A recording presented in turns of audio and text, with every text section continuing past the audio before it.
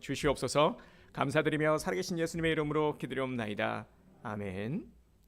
오늘 말씀의 제목은 세겹줄은 끊어지지 않는다. 세겹줄은 끊어지지 않는다 라는 말씀의 제목으로 시간 오늘 전도서 4장 7절에서 12절의 말씀을 함께 나누고자 합니다. 먼저 오늘 주일 2부 예배에 나오신 우리 귀한 성도님들을 주님의 이름으로 환영하며 축복합니다. 네, 안 더우시죠? 네, 항상 우리는 이러한 때에 지금 코로나로 인해서 답답한 지금 이 시간들을 정말 우리가 불평과 원망의 말이 아니라 정말 이럴 때일수록 더욱더 우리가 주님의 뜻을 구하며 기도해야 됩니다. 그래서 우리 성도님들이 항상 우리가 솔선수범해서 먼저 기도하고 그리고 또 우리의 모습 가운데 이러한 때 더욱더 빛과 소금의 역할을 감당할 수 있도록 지금이 기회의 힘을 알고 정말 우리가 무엇보다도 좀 신앙을 회복하고 그리고 주님 주시는 말씀을 더욱더 부여잡고 기도하면서 그렇게 지금 함께 이겨내기를 주님의 이름으로 소망합니다. 우리는 정말 그런 모습으로 하루하루를 살아가야 합니다. 그래서 더욱더 기대하고 기도하면서 주님의 뜻을 구하고 기다리며 그렇게 하루하루를 살아가야 됩니다. 이것이 우리의 모습이 되어야 합니다.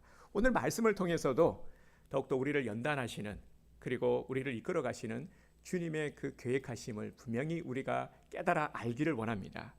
전도서는 BC 935년경 다윗의 아들 솔로몬에 의해서 기록이 되었습니다. 솔로몬은 하나님께 누구보다도 많은 복을 받아 누린 자였습니다. 성경의 인물 중에서 단연컨대 가장 많은 복을 받은 사람이 누구입니까? 라고 묻는다면 솔로몬이라고 대답할 수 있을 것 같습니다. 하지만 그의 인생 말년에는 하나님을 떠난 삶이 얼마나 헛되고 허무한 것인가를 기록으로 남겼습니다. 그래서 혹 어떤 학자들은 잠언과 전도서의 내용이 너무 상반되니까 다른 저자다라고 주장을 하는 학자들도 있습니다. 하지만 그렇지 않죠. 정말 우리가 깊이 말씀을 묵상하면은 솔로몬임을 분명히 알게 됩니다. 오늘 본문에서 솔로몬은 또 한 번 헛된 것을 말합니다. 7절 8절을 다시 한번 보겠습니다. 내가 또다시 해 아래서 헛된 것을 보았도다. 어떤 사람은 아들도 없고 형제도 없이 홀로 있으나 그의 모든 수고에는 끝이 없도다. 또 비록 그의 눈은 부요를 족하게 여기지 아니하면서 이러기를 내가 누구를 위하여는 이같이 수고하고 나를 위해서는 행복을 누리지 못하게 하는가 하여도 이것도 헛되고 불행한 노고로다. 아멘. 네, 이렇게 고백을 하고 있습니다.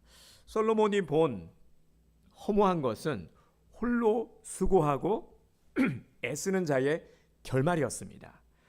그러니까 주변에 돌아보니까 아무도 없는 겁니다. 어느 날 내 주위를 돌아보니 내 주위에 아무도 없고 지금까지 애써 돈도 많이 모으고 살만한 이제 정말 살만한 남부러울 만한 그런 환경을 가졌지만 그런 것들이 자신을 행복하게 할 수 없음을 깨닫고 뒤늦게 후회해도 소용이 없다 하는 그런 내용입니다. 그러면서 9절에서 한 가지 제안을 합니다. 9절 말씀을 볼까요?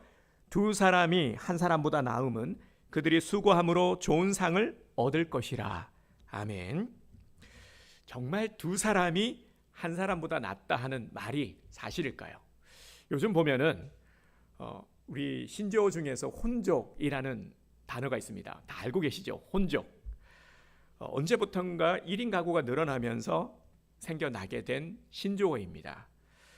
제가 백과사전을 찾아보니까요, 2010년에 생겨난 신조어다, 1인 가구가 늘어나면서 생겨난 신조어다 하는데, 그런데 이 혼족이라는 것이 유행하기 시작한 것은 근래인 것 같습니다.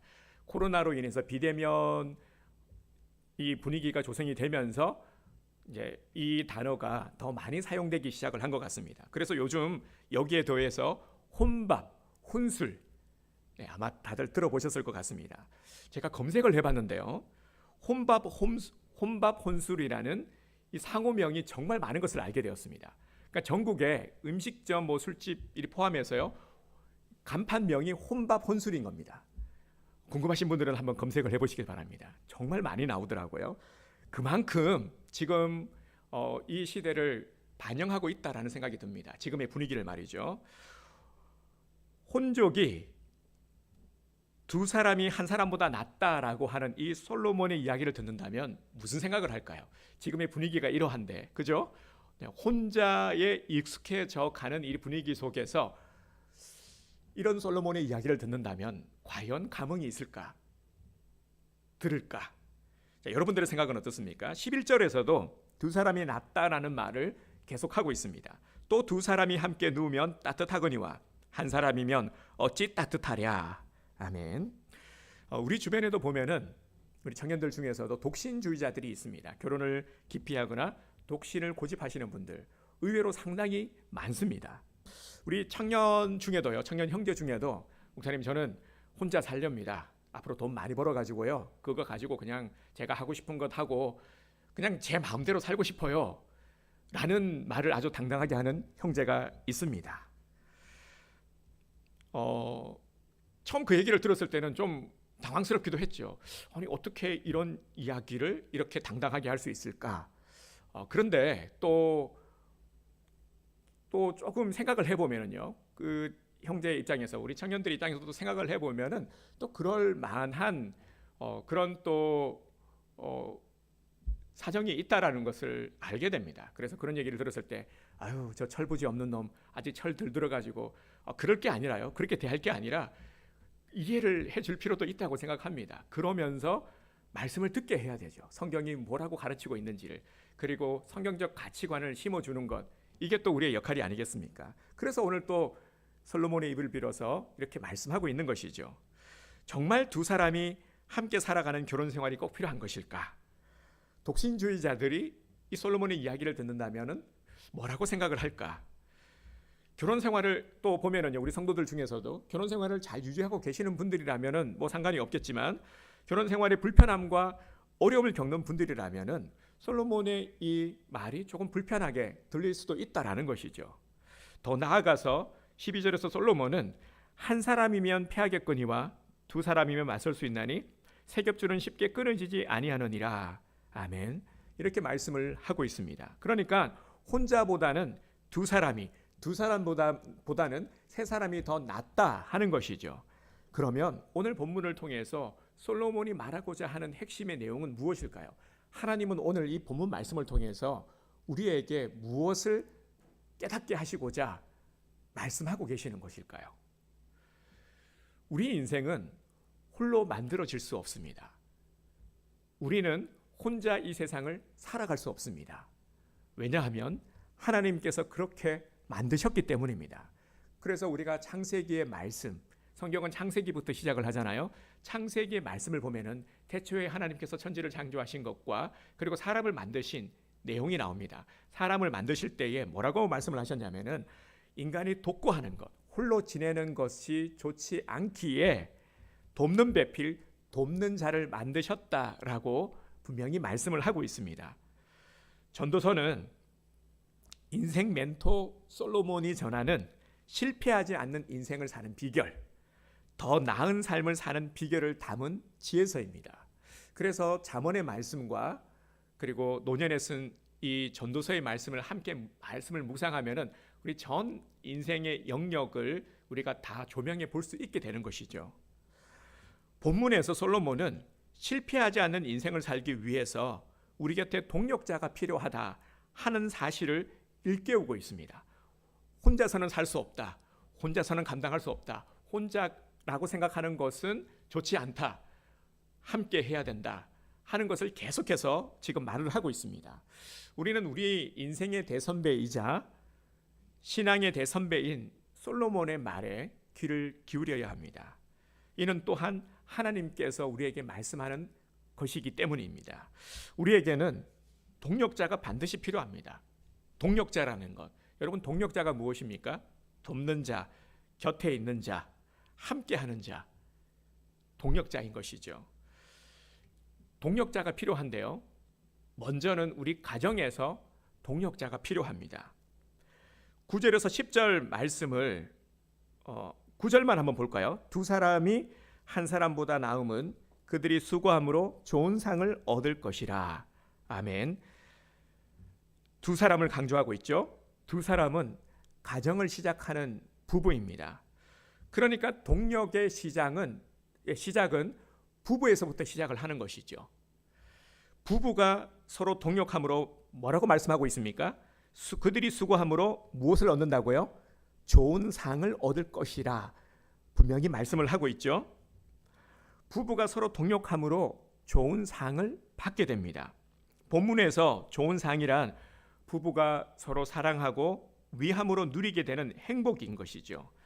그래서 부부가 서로에게 주는 안정감, 존재감, 소중함은 가정에서만 누릴 수 있는 행복입니다. 최고의 상입니다. 결국 이것을 하나님께서 주신다라는 것이죠. 우리가 누리는 것들은 하나님께서 주신 좋은 상인 것입니다. 실제로 보면은 하나님은요, 우리를 형통한 자로 부르셨습니다. 하나님은 우리를 택정하셨죠. 우리를 부르셨다. 우리는 구원받은 하나님의 자녀들이잖아요. 이미 이 사실 하나만으로도 우리는 하나님의 은혜 받은 자. 그런데 하나님의 은혜를 부어주시는 것은요, 한시적인 것이 아닙니다. 그러니까 하나님이 여기 있다. 이거 가지고 이제 너 알아서 살아. 이게 아니라는 거예요. 한시적인 그런 상급, 하나님이 주시는 복은 그런 것이 아니라 영원한 복이라는 것입니다. 그래서 하나님은 우리를 이미 복된 자로 부르셨고, 복의 자격을 안고 있는 우리들은 지속적인 하나님의 은혜, 복을 누리며 살아가는 자들이라는 것이죠. 이게 바로 우리의 정체성입니다. 그래서 하나님께서는 우리에게 복을 주시고자 가정이라는 은혜의 장치를 허락하신 거예요. 작은 공동체이기도 하죠. 가정이라는 이 곳에서, 그리고 돕는 배필을 통해서, 그리고 지금 이제 말씀을 드리겠지만요, 또 하나의 좋은 상이 뭐냐면 바로 자녀들이라는 것입니다. 그래서 시편 127편 3절에 보면은 보라, 자식들은 여호와의 기업이요 태의 열매는 그의 상급이로다. 아멘. 말씀을 하고 있어요. 자식들은 뭐냐라는 거예요. 자식들은 상급인데 태의 열매, 자식도 상급이라는 겁니다. 그래서 우리는 가정과 부부와 자녀들, 나의 자녀들도 이것은 내 것이 아니다. 하나님께서 나에게 주신 상급이다. 열매다. 정말 그렇게 우리가 믿음으로 받아들이고 그렇게 우리가 인식하며 살아가야 되는 것입니다. 이 모든 것들이요, 다 하나님의 섭리 안에서 우리에게 복을 내려 주시고자, 형통의 복을 주시고자 하는 은혜 장치들이라는 것입니다. 그래서 우리는 이런 마음을 가져야 되는 것이죠. 자식들을 보면서도 자식은 내 것이 아니다. 우리가 자연스레 고백하게 되잖아요. 그죠? 이제 자녀들이 점점 장성해 가면서 그렇구나. 자식들이 내 것이 아니구나 하는 것을 우리가 알게 되잖아요. 그런데 하나님은요, 자식들을 통해서 지속적인 복을 부어 주시고자 하는 거예요. 우리 자녀들을 통해서도 우리 부모들에게 계속해서 복을 부어 주시는 거예요. 가정을 통해서도 마찬가지고요. 그래서 하나님께서 우리에게 허락하신 것은 한시적으로 끝나는 것이 아니라 그를 통해서 계속해서 지속적으로 복을 부어 주시고자 하는 것입니다. 그래서 참 이 하나님의 섭리가 놀랍고 너무나도 감사한 겁니다. 한 번 더 생각을 해봅시다. 만약에 부부의 동력이 없다라면은, 가정이 없다라면은 당연히 자녀가 있을 수 없겠죠. 가정의 복은 더 이상 지속이 될 수가 없겠죠. 그렇기 때문에 부부는 최고의 동력자입니다. 서로에게 힘이 되고 함께 하는 최고의 동력자인 것이죠. 서로의 약점을 덮어주고 채워주는 동력자입니다. 그래서 우리가 부부를 대함에 있어도 함부로 대할 수가 없는 거죠. 나의 동력자니까. 하나님께서 내게 허락하신 동력자라고 생각을 하면은 우리는 절대 함부로 대할 수가 없습니다. 사실 마찬가지예요. 자녀를 대함에 있어서도요. 그래서 우리에게 주시는, 우리가 부부간에, 그리고 자녀들에게도 항상 우리가 잊지 말아야 될 것이 대함에 있어서요, 하나님께서 나에게 허락하신 동력자이다 하는 것을 우리가 알아야 됩니다. 하나님께서 내게 허락하신 것이다. 나의 것이 아니라 모든 것들이 하나님의 은혜다 하는 것을 우리가 알아야 합니다. 이거 너무나도 중요한 것입니다. 그리고 이어서 동역하는 동무가 있어야 함을 또 강조하고 있습니다. 10절 말씀을 한번 보겠습니다. 혹시 그들이 넘어지면 하나가 그 동무를 붙들어 일으키려니와 홀로 있어 넘어지고 붙들어 일으킬 자가 없는 자에게는 화가 있으리라. 아멘. 여기서 동무는 동료로 번역하면은 무난합니다. 우리가 살다 보면은 지칠 때가 있죠. 여러 가지 삶의 무게에 참 많은 부담과 스트레스 속에서 지칠 때가 있습니다. 이런저런 위기와 실패도 경험하게 됩니다. 이때 주변에 나를 일으켜줄 자가 있다면, 내 손을 잡아주고 위로해주고 함께 기도해줄 동료가 있다면, 동무가 있다라면 얼마나 우리가 기쁘겠습니까? 우리는 다시 힘을 낼 수가 있겠죠. 하지만 실패의 자리에 주저앉은 나를 일으켜줄 자가 없다면, 아무도 없다라면 이미 당한 불행보다 더 큰 불행입니다. 솔로몬은 이런 상태를 그에게 화가 있으리라 말을 하고 있습니다. 이미 화를 당한 것이나 다름없다라는 것이죠. 화를 당한 그 결과보다 내 곁에 아무도 없다라는 것이 훨씬 더 심각한 화라는 것입니다. 여러분 정말 그렇다라는 생각이 들지 않습니까? 우리가 가는 길에 함께할 동력자가 반드시 필요합니다. 정말 나를 위해 줄 수 있는 동료, 동무, 지체가 필요한 것이죠. 그래서 우리가 교회에서 뭐라고 표현을 합니까? 지체라는 표현을 쓰지 않습니까? 전 너무너무 좋은 표현인 것 같습니다. 지체, 그죠? 그래서 지체된 우리들이 형제, 자매라고 부르지 않습니까? 그렇게 동무의 성경적인 의무는 어떤 상황에도 변하지 않는 동력자, 다른 말로 저는 지체가 참 적합한 표현이다, 그런 생각이 듭니다. 우리는 지체들이죠. 영원히 변하지 않는.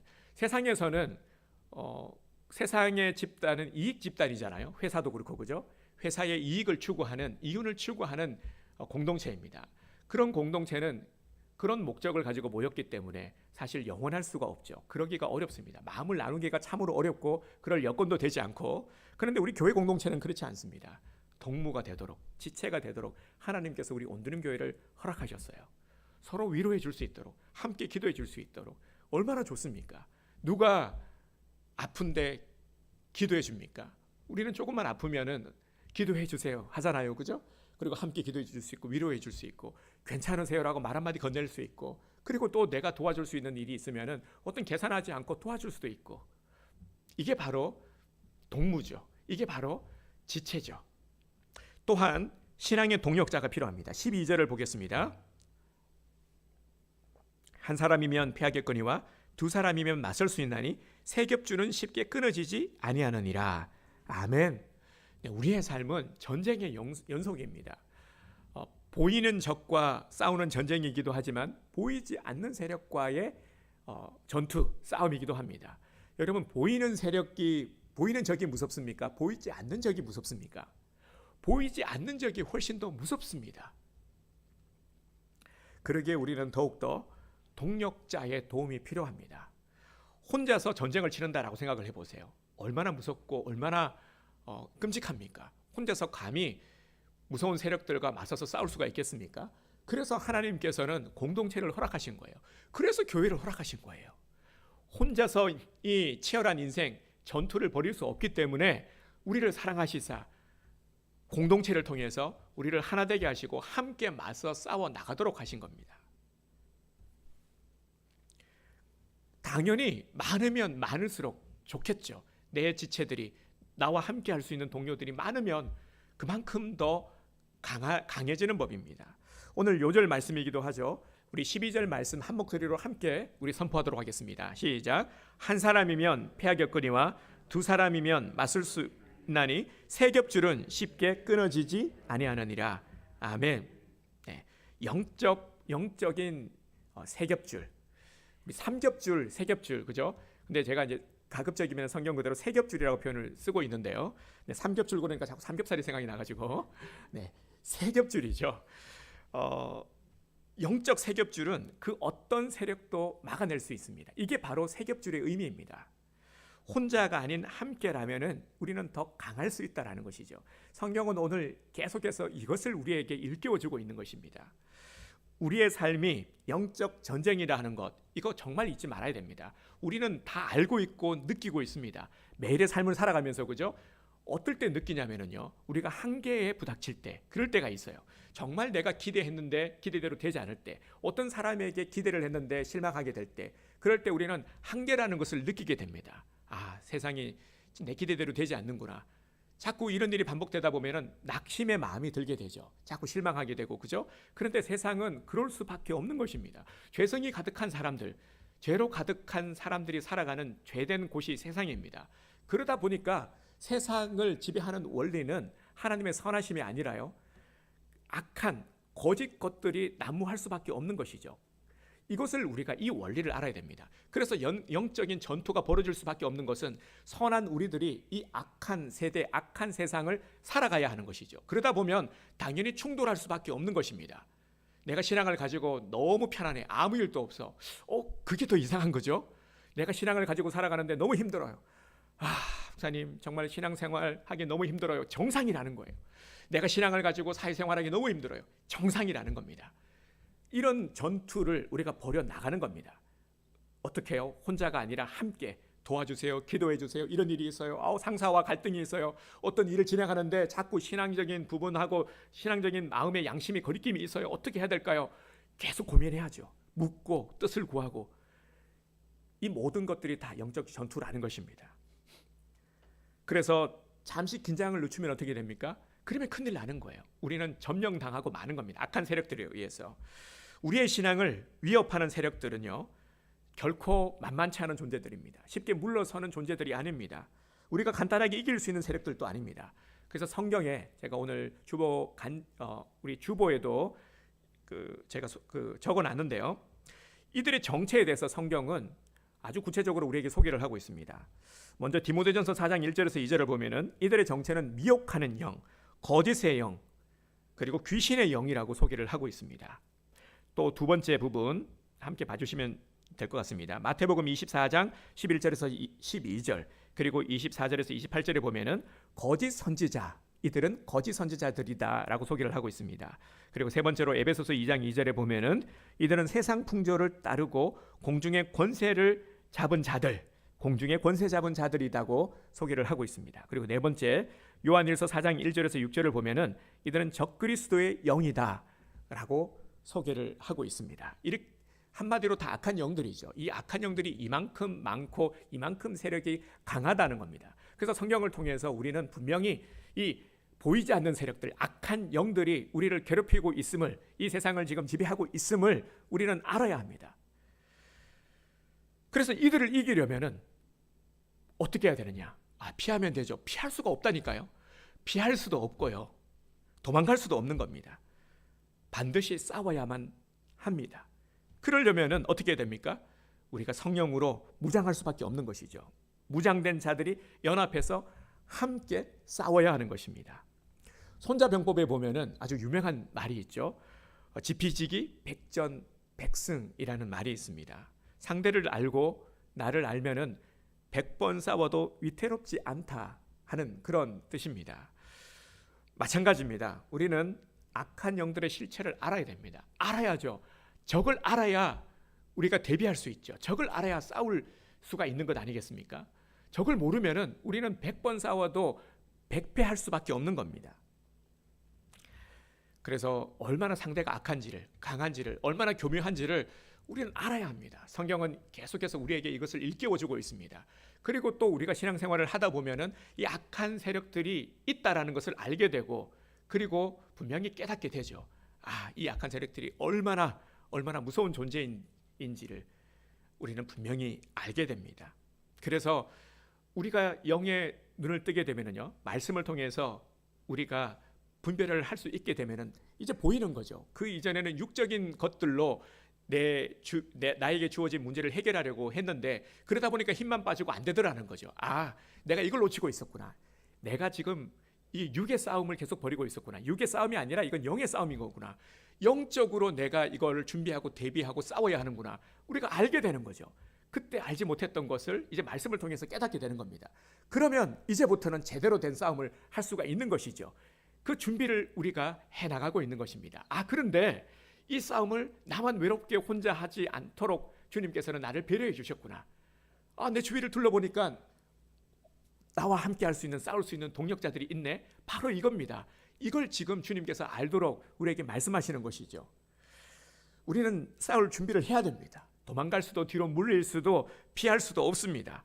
그렇기에 지금 나와 함께 할 수 있는 믿음의 동력자들 절실하죠. 너무나도 귀하죠. 사단의 세력이 쉽게 끊을 수 없는 영적 세겹줄을 우리가 가져야 하는 것입니다. 사랑하는 성도 여러분, 그렇다면은 지금 내 곁에 누가 있습니까? 우리 한번 생각해 봅시다. 나와 함께하는 동역자가 있습니까? 또 이런 질문을 우리 스스로에게 한번 던져봅시다. 나도 누군가에게 동역자가 되어주고 있습니까? 어떻습니까, 여러분? 만일 내 곁에 함께하는 동역자가 없다면은 그 원인이 무엇이라고 생각을 하십니까? 항상 관계에 있어서 제일 중요한 것은요, 관계에 문제가 있다. 그러면은 상대방에게 문제가 있을까요? 나에게가 문제 있을까요? 물론 상대방에게 문제가 있을 수도 있죠. 하지만 대개는요, 나에게 문제가 있다라는 것을 알아야 됩니다. 항상 관계의 해결은 이렇게 풀어 가셔야 됩니다. 관계에 어떤 누군가와의 트러블이 있고 문제가 있다. 그러면 나에게서 문제점을 찾고 여기서 실마리를 풀어가야 하는 것이죠. 그런데 그 반대로 하게 되면은 자꾸 트러블이 일어나요. 그래서 자꾸 네 때문에로 시작을 하게 되면은 도저히 해결할 수가 없는 겁니다. 네가 나에게 맞춰라. 마음에 안 들어. 이렇게 시작을 하게 되면은 해결이 안 되는 것이죠. 혹여나 내가 한 말이 좀 상처가 되었나? 내가 어떤 잘못된 습관이 있었나? 내가 어떤 불편함을 줬나? 이런 부분들을 점검하기 시작하면은 실마리가 잘 풀려가게 됩니다. 근데 이 모든 것들이 제 말이 아니라요, 성경의 교훈임을 알아야 됩니다. 한 설문조사에 의하면은 다른 사람과 쉽게 어울리지 못하는 이유의 80% 이상이 자신의 외모 때문이라 답을 했다고 합니다. 여기서 외모란 얼굴, 조건, 열등감, 자기 비하, 그러니까 나를 필요로 하지 않는다라는 생각, 뭐 이런 것들을 포함한 것들입니다. 또한 부부관계가 무너지는 이유도 80% 이상이 자기 방식을 고집하기 때문이라고 합니다. 그러니까 상대를 이해하고 받아들이려고 하는 노력을 하지 않기 때문이라는 것이죠. 자기 방식. 그러니까 인간관계의 대부분은 80% 이상은 나에게 문제가 있다라고 생각을 하시면 되는 것입니다. 우리 그리스도인들은 믿음의 사람들이잖아요. 더욱 그래야 하는 것이죠. 그래서 항상 우리가 정말 신앙의 관점에서 바라보고 그리고 말씀을 통해서 조명해 보면서 그 말씀의 나를 복종시켜 나가야 하는 것입니다. 그러면 하나하나 실타래가 풀리듯이 그렇게 풀려가게 되는 것을 우리는 틀림없이 경험하게 됩니다. 성경에요, 오늘 본문도 상당 부분 이런 내용이지만 관계에 대한 말씀의 교훈이 얼마나 많은지 모릅니다. 하나님께서 이만큼 관계를 중요하게 여기시고요. 우리는 당연하거니와 세상 사람들과의 관계 속에서도 관계를 잘 해 나가야 함을 많이 교훈하고 있습니다. 잠언서의 말씀만 봐도 얼마나 많은 교훈을 주고 있는지 모릅니다. 그래서 우리 가장 간단한 법칙이 있잖아요. 내가 대접을 받기를 원해요. 누구나 다 대접을 받고 싶은 마음이 있죠. 그러면 어떻게 하라는 겁니까? 먼저 대접하는 거죠. 이렇게 적용해 볼 수가 있죠. 밥을 얻어 먹고 싶어요. 그러면 어떻게 됩니까? 내가 먼저 밥을 사는 것. 이게 바로 성경의 교훈입니다. 그런데 정말 그래요. 우리가 사회생활을 하면서도 먼저 내가 섬기는 자, 싫어할 사람이 누가 있습니까? 그런 사람이 잘 없어요. 그죠? 그런데 조금만 큰 거 아니더라도요, 작은 거라도 내가 조금 낮아지는 입장으로 존중해주고 배려만 해주면은요, 정말 그것이 큰 힘을 발휘합니다. 이런 것들을 분명히 보게 됩니다. 그래서 관계는 정말 강조해도 지나치지 않습니다. 하나님께서 복을 부어주시는데 관계를 통해서 부어주시는 것들이 너무 많습니다. 우리가 돈을 벌지 않습니까? 돈도 마찬가지죠. 장사를 해도 관계를 통해서요. 단골 손님 뭡니까? 관계죠. 이 관계를 통해서 우리에게 필요로 하는 것들을 공급해 주시는 것들이 많다. 그래서 관계의 지경을 넓혀가는 것. 그런데 그 근본적으로는 물론 복음이죠. 우리가 좋은 관계를 형성해 가야 하나님의 복음을 증거할 수가 있다는 겁니다. 그렇기에 관계가 중요하고, 그리고 우리의 가까이에 있는 동역자들이 너무너무 중요하다. 지금 이 악한 세대, 그리고 세상 시대 현실을 살아가기 위해 문제 가득하고 죄악 가득한 이 영적 전쟁을 우리가 해 나가야 되는데, 함께 할 수 있는 동역자가 너무 소중하고 귀하다 하는 것을 우리가 오늘 말씀을 통해서 분명히 깨달아 알아야 합니다. 우리에게 동역이 필요한 것은 세겹줄은 쉽게 끊어지지 않기 때문입니다. 여러분, 실 이렇게 잡아당겨 보신 적이 있죠? 실 잡아당기면은 뭐 얇은 실 같은 거는 이렇게 잡아당기면 쉽게 끊어집니다. 그런데 두 겹을 잡으면은 조금 얘기가 달라져요. 두 겹을 끊기란 참 쉽지 않습니다. 이 잘못하다가는 이 손가락을 베일 수도 있습니다. 그런데 세 겹은 아무리 건장한 사람이 잡아당겨도 절대 끊어지지 않습니다. 두 겹 다르고 세 겹은 완전히 달라집니다. 그래서 세 겹을 말씀하고 있는 겁니다. 나 혼자 해결하기 어려운 것도 함께하면 훨씬 더 수월해지는 법입니다. 말씀을 준비하다가요, 제가 한 장면이 떠올랐습니다. 교회에서 이 화분을 이렇게 옮기고 있었는데요. 화분을 옮기는데 화분이 큰 화분은 제법 무게가 나갑니다. 하나 들기가 만만치 않아요. 그래서 화분을 날라야 돼서 제가 화분을 들고 이렇게 하고 있는데 드는 순간 이게 왜 이렇게 무겁지? 라는 생각이 들었어요. 그런데 저쪽에서 이제 윤성성 권사님이 목사님 뭘 그렇게 혼자 들어요? 같이 들어요 하면서 옆에 드는 거예요. 저는 또 그래도 예의치레로 권사님 이 정도는 혼자 들 수 있어요 하는데 에이 그러지 마세요. 허리 다쳐요. 그러면서 같이 들어주는데요. 같이 드니까 방금 했던 말이 후회스러운 거예요.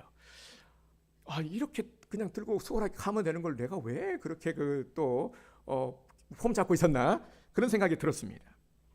뭐든지요 작은 일도 그렇지만 함께 하면은 훨씬 수월해지는 법입니다. 그리고 함께 할 때 더 많은 것들을 우리가 누릴 수가 있는 것입니다. 그래서 하나님께서는 돕는 배필도 허락하시고 가족도 허락하시고 우리에게 은혜의 장치들을 마련해 주신 거예요. 내 주변에 있는 사람 불필요하기 때문에 불필요한 사람 한 사람도 없는 거예요. 필요하기 때문에 나에게 붙여주신 거예요. 그래서 간혹 보면 좀 가시 같은 존재들도 있어요.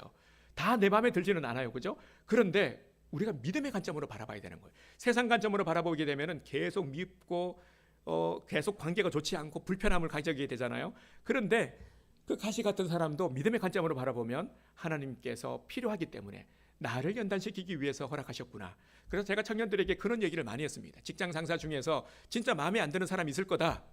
그런데 나를 연단시키기 위해서 하나님께서 붙여주신 사람이라고 받아들여라. 그렇게 제가 가르쳤는데요. 얼마만큼 받아들였을지는 모르겠지만 정말 우리에게는 그러한 자세가 필요합니다. 그러기 위해서요. 이제 우리가 정말 좋은 동역자들과의 관계를 우리가 형성해 가고 함께 하기 위해서는 먼저 나를 오픈해야 됩니다. 항상 나부터 시작이 되는 거예요. 신앙도 나부터, 관계도 나부터, 문제 해결도 나부터, 항상 나부터 습관을 들여야 됩니다. 그러니까 네 때문에 하면은 절대 죽었다 깨도 해결이 안 된다. 항상 나부터. 설령 내가 문제가 없다 하더라도 나부터 잡아 나가면은 모든 것들이 원만하게 해결이 됩니다. 그래서 먼저 나를 오픈해야 됩니다. 목사님 저는요 원래 이렇게 오픈할 수 있는 성격이 안 돼요. 저한테 그런 걸 얘기하지 마세요. 원래 저는 소심해요. 그런데요 이거 핑계입니다. 원래 그런 사람은 없습니다. 먼저 나의 마음 자세를 바꿔야 됩니다. 자꾸 이런 마음을 갖는 것은 다른 사람들이 나를 벽으로 여기는 겁니다. 자꾸 벽을 쌓는 거죠. 벽을 쌓다 보니까 사람들이 다가올 수가 없는 겁니다. 스스로 일부러 그렇게 자꾸 벽을 쌓아 나가는 모습들을 보게 됩니다. 그런데 벽이 아니라 우리 그리스도인들은 문이 되어 주어야 합니다. 누구나 쉽게 열고 들어올 수 있는, 나에게 다가올 수 있도록 자신의 경계를 늦추는 것, 이것도 우리의 동역자들을 위해서 좋은 관계를 형성해 가기 위해서 필요한 것입니다. 특별히 오늘 말씀은 동역자들과의 관계에 있어서 특히나 더 나를 먼저 오픈하자 해야 된다라는 말씀인 겁니다. 그런데 이런 모습을 예수님을 통해서도 우리는 찾아볼 수가 있습니다. 예수님은 모든 부분들에 있어서 본이 되어 주신 분입니다. 예수님은 그냥 우리에게 가르침만 주신 것이 아니라 스스로 모든 것에 본이 되어 주셨어요. 그래서 여러분 한번 생각을 해 보세요. 예수님이 먼저 찾아오셨습니까? 내가 예수님을 먼저 찾아갔습니까? 주님이 나를 먼저 찾아주셨죠. 항상 그런 식이었습니다. 주님이 먼저 찾아가서 부르셨어요. 주님이 먼저 나를 찾아오셨습니다. 주님이 나를 찾아오셨고 나를 자녀 삼아 주셨습니다. 먼저 찾아오셨어요. 그리고 또 뭐라고 말씀하셨습니까? 다 나에게로 오라. 수고하고 무거운 짐진 자들아 다 나에게로 오라. 오라. 주님은 말씀하셨어요. 그러면서 문을 활짝 열어주셨습니다. 그래서 예수님과 우리가 함께 할 수 있게 된 것이죠. 우리도 마찬가지입니다. 우리도 이제는요, 지금 내 곁에 있는 동력자들, 우리의 믿음의 지체들을 정말 우리는 소중히 여겨야 합니다. 아내는 남편을, 남편은 아내를, 그리고 곁에 있는 우리 지체들을 소중히 여겨야 합니다. 우리 자녀들도 마찬가지죠. 하나님께서 나에게 허락한 동력자다라는 의식을 가져야 됩니다. 그래서 정말 이런 마음을 가지면은 우리의 남편, 아내를 함부로 할 수 없는 거죠. 자녀들도 마찬가지죠. 내 거라고 생각하니까 자꾸 다른 어떤 사사로운 감정과 욕심이 들어가는데, 하나님께서 나에게 허락하신 것이다, 하나님의 것이다라고 생각하면은 우리 자녀들도 함부로 할 수 없게 되고, 아내도 남편도 말도 함부로 할 수 없게 되는 것이죠. 동력자인데요, 어떻게 하나님이 사랑하시는 자를 내가 함부로 할 수가 있겠습니까? 우리는 항상 이런 마인드로 우리 가까이 있는 자들을 대해야 하는 것입니다. 그래서 내 주변에 함께 하고 있는 자들, 내 동력자들은 내가 믿음으로 섬겨야 될 자다, 내가 믿음으로 사랑해야 될 자다, 사랑의 대상이다, 존중의 대상이다 하는 것을 잊지 마시길 바랍니다.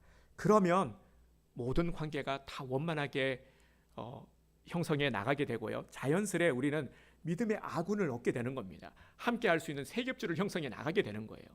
이렇게 되면은 우리는 천하무적이 되는 겁니다. 모든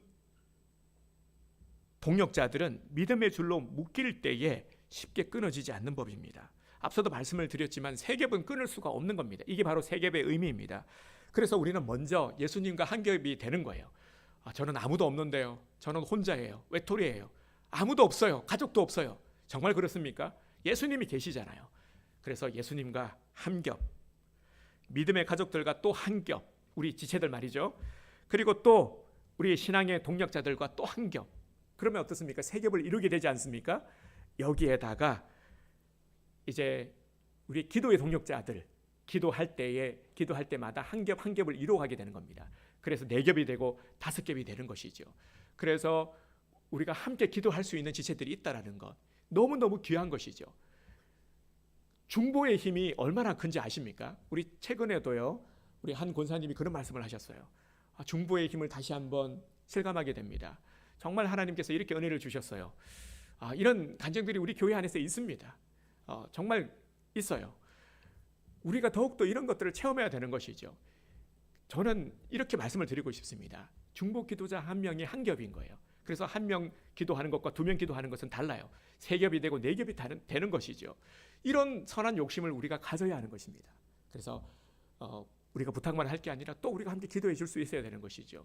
얼마나 우리에게 주어진 우리 공동체에 주신 특권이 이런 것 아니겠습니까? 누가 아파요, 그러면은 기도의 제목을 나누고요, 얼른 또 함께 중보하는 것, 중보가 들어가는 겁니다. 그분을 위해서 기도하는 거예요. 이게 우리 공동체 특권 아니겠습니까? 우리가 누려야 될 은혜의 복이 아니겠습니까? 그래서 자꾸 이것을 누리기 바랍니다. 자꾸 나를 오픈하고요, 그리고 함께 기도하는 거예요. 함께 기도해 나갈 때에, 기도하는 와중에, 기도할 때는 시험에 들지 않아요. 기도하지 않으니까 시험에 드는 것이죠. 그래서 자꾸 우리는 이렇게 한 겹, 두 겹, 세 겹, 네 겹, 자꾸 겹을 쌓아 나가야 되는 것입니다. 함께 동력을 해 나가야 하는 것이죠. 서로를 위로하고요, 서로를 위해서 기도해야 되는 것입니다. 이런 우리 온누림의 공동체를 우리가 만들어 가야 되는 것입니다. 자, 이제 정말 우리 온누림 교회가 세겹줄 교회가 되기를 소망합니다. 우리 세겹줄 성도들이 되기를 소망합니다.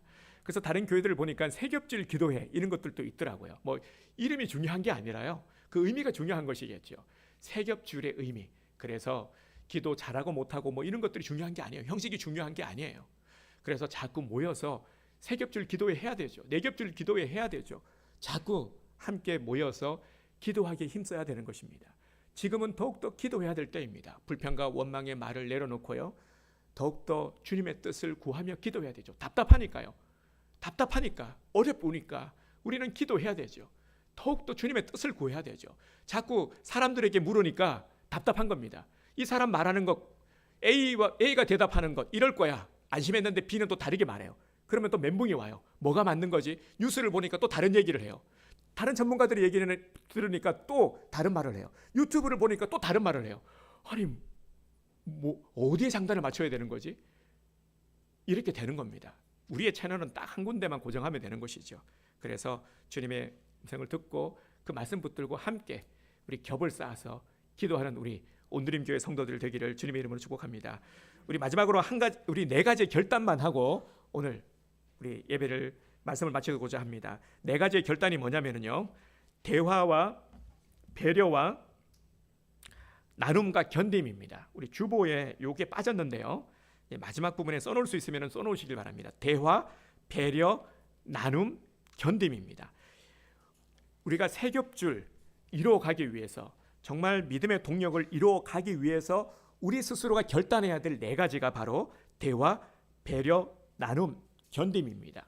내가 먼저 다가가서 대화하고 항상 대화의 물꼬를 트고, 그리고 상대방의 마음을 먼저 배려하고 항상 상대방의 입장에서 생각하고 다가가고 배려하는 마음, 그리고 사랑을 나누고요. 작은 것이라 할지라도 나누고, 그리고 함께 기도하며 견디는 것. 힘드시죠? 함께 기도합시다. 아프죠? 기도하는 것. 자꾸 이렇게 기도하면서 함께 견뎌나가는 것. 이 네 가지 요소, 아름다운 우리 정말 동력을 이루어가기 위해서 반드시 우리에게 필요한 네 가지 요소입니다. 대화, 배려, 나눔, 견딤. 우리 잊지 말고 이 네 가지를 항상 삶 속에서 연단해 나가시기를 바랍니다. 코로나19로 인해서 참 많이 힘드시죠? 이럴 때일수록 더욱더 우리 세겹줄을 이루어서 승리하는 우리 성도들이 되시기를 주님의 이름으로 축복합니다. 아멘. 자, 우리 함께 찬양하기 원합니다. 우리 축복합니다. 그리고 우리 함께 기도의 두 곡인데요, 우리 먼저 서로를 위해서 우리 믿음의 동지들, 우리 동력자들을 축복하고, 그리고 또 함께 우리